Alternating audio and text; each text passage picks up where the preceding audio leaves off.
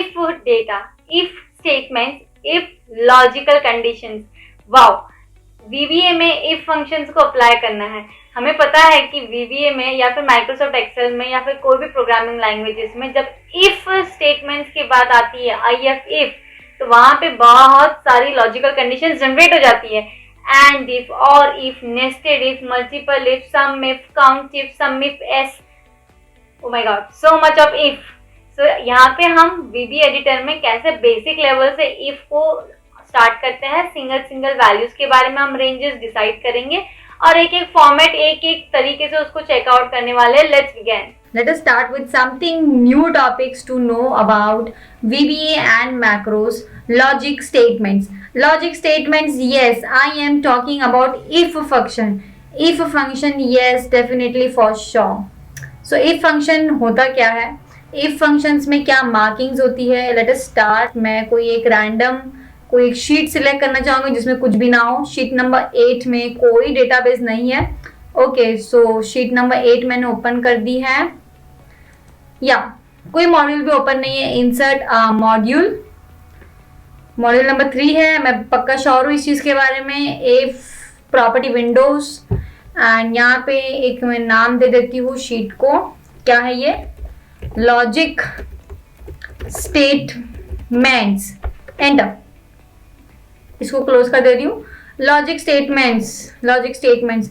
यहाँ पे मैं A1 सेल पे एक डेटा बनाना चाहती हूँ. यहाँ पे A1 सेल में MARKS मार्क्स, एंड यहाँ पे लिखा हुआ रहेगा रिजल्ट, एंड फिर यहाँ पे मैं लिखती हूँ 50. ओके, मेरे को थोड़ा बहुत इसको स्पेस देना चाहिए, आई थिंक सो. तो I will give a copy paste और इसको करती हूँ डिलीट. यहाँ पे हम आंसर्स की वैल्यू लाने वाले हैं, तो I will give a box bracket ताकि हमें आइडिया रहे कि हम क्या ला रहे हैं. यहाँ पे एक वैल्यू, एक आंसर. तो ये किस बेसिस पे आंसर आएगा, लेट अस चेक. ठीक है, मैं ये वैल्यू को भी यहाँ सिलेक्टेड रखती हूँ. फॉर्मूला अप्लाई करते हैं. SUB sub if test 1 bracket open bracket close enter. मैंने 1 इसलिए लिखा है क्योंकि मैं इफ को मल्टीपल टाइम्स अप्लाई करने वाली हूँ. मैं इफ को एक से ज्यादा बार अप्लाई कर सकती हूँ, तो यहाँ पे सब इफ टेस्ट मैंने इसलिए लिखा है. ओके, तो अभी डेटाबेस को हम स्टार्ट करते हैं. मैंने कमांड दिया है कि if range is equals to, double quotes में A2 मैंने टाइप कर दिया है, ब्रैकेट क्लोज कॉमा वैल्यू के साथ में मैं देना चाहती हूँ it should be greater and equal to 35. then the range C2 double quotes bracket close comma value is equals to double quotes में मैं लिखना चाहती हूँ पास. ओके, मतलब मैं यहाँ पे ये कमांड दे रही हूँ कि अगर वैल्यू मेरी 35 या 35 से ज्यादा है then range C2 is equal to pass. तो A2 की वैल्यू होगी ना. A2 में तो 50 लिखा है, तो 50 के बेसिस पे ही वैल्यू बनने वाली है. लेकिन स्टिल ये मैंने एक वैल्यू देने के बाद में मैं इसको ब्रैकेट क्लोज करती हूँ और यहाँ पे पास लिख के आना चाहिए. तो ब्रैकेट को मैं रन करती हूँ. F8. तो यहाँ पे पता नहीं कहाँ आंसर हुआ रहेगा. मुझे भी शीट नंबर 8 ढूंढना पड़ेगा. तो ये शीट नंबर 8 है. मैं अगेन इस चीज को अप्लाई करती हूँ. F8 वर्ड में चले गया ये. ओके, यहाँ पे डेटा रन ही नहीं हुआ था ना, इसलिए वो रन हो रहा पहले. ठीक है, रन हो चुका है. अभी तुम यहाँ आ जाओ फिर से. हमारी F8 शीट नंबर 8 कहाँ गई, ये रही. सो F8 में वापस से इसको अप्लाई करती हूँ. एंटर. तो पास वैल्यू दिखा रही है. अभी चलो मैं यहाँ पे वैल्यू को चेंज करती हूँ. मैं पास के बदले यहाँ पे लिखना चाहती हूँ A+.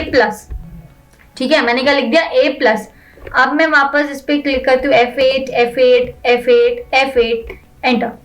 तो वैल्यू आ रही है. वैल्यू क्यों नहीं आएंगे, वैल्यू तो फिर भी आ रही है हमारे पास में. ठीक है, तो अभी चलो वैल्यूज हम चेंज कर देते हैं. मैं एक डेटा क्रिएट करती हूँ जिसमें कॉपी और पेस्ट कर दिया है मैंने, लेकिन वैल्यू मैं यहाँ से डिलीट करती हूँ और यहाँ पे मैं वैल्यू रखती हूँ 44. ठीक है, अब मैं यहाँ पे कुछ वैल्यूज को जनरेट करना चाहती हूँ. एंटर बटन प्रेस किया मैंने. Sub if test 2 bracket open bracket close enter. यहाँ पे कुछ गड़बड़ है, ठीक है, यहाँ पे मुझे अंडरस्कोर डालना है कंपलसरी। ऐसे मत सोचिए कि आंसर आ गया मतलब इजी, नो।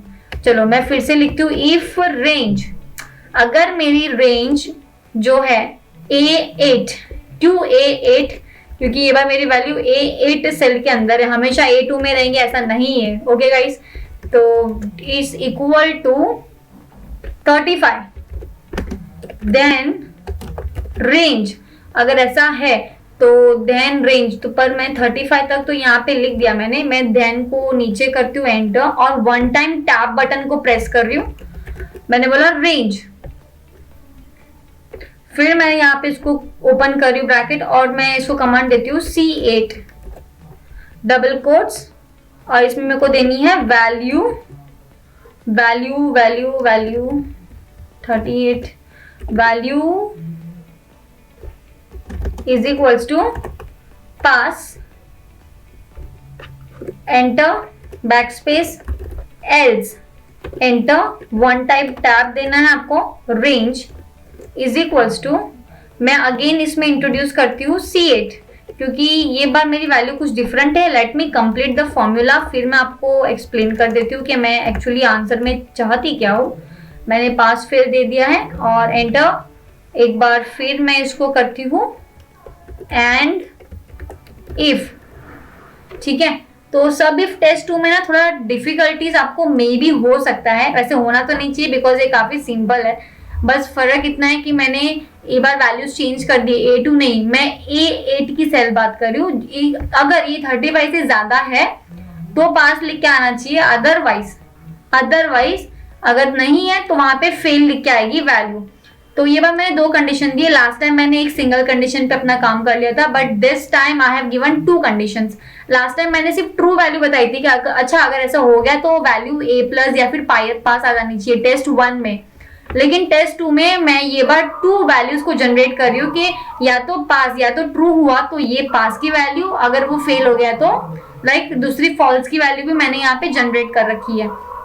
मैं F8 बटन प्रेस करके कमांड को रिलीज करती हूँ तो यहाँ पे पास लिख के आ चुका है, बट इन केस मैंने यहाँ पे वैल्यू चेंज कर दी, मैं यहाँ पे वैल्यू देती हूँ 22, एंटर, ठीक है, और मैं फिर ये कमांड को रन करती हूँ यहाँ से F8 F8 F8 F8 F8, तो देखो वहां पे फेल लिख के भी आ रहा है, तो वैल्यूज ऑटोमेटिकली चेंज भी हो रही है। जरूरी नहीं कि एक बार आपने अप्लाई कर दिया तो वैल्यूज वापस आएगी, नहीं, नॉट एट ऑल, वैल्यूज तो फिर भी यहाँ पे बनी रही है, ठीक है। तो ये तो एक बेसिक कंटेंट हमने इसमें देखा है। चलो मैंने वापस F8 कर लिया तो मैं इसको रन कर देती हूँ, वरना ये मेरे नेक्स्ट फॉर्मूला में भी बीच बीच में आना शुरू कर देगा, ठीक है। तो ये एक शॉर्ट रिव्यू हमने देखा है इफ के बारे में, लॉजिकल कॉन्टेंट्स के ऊपर।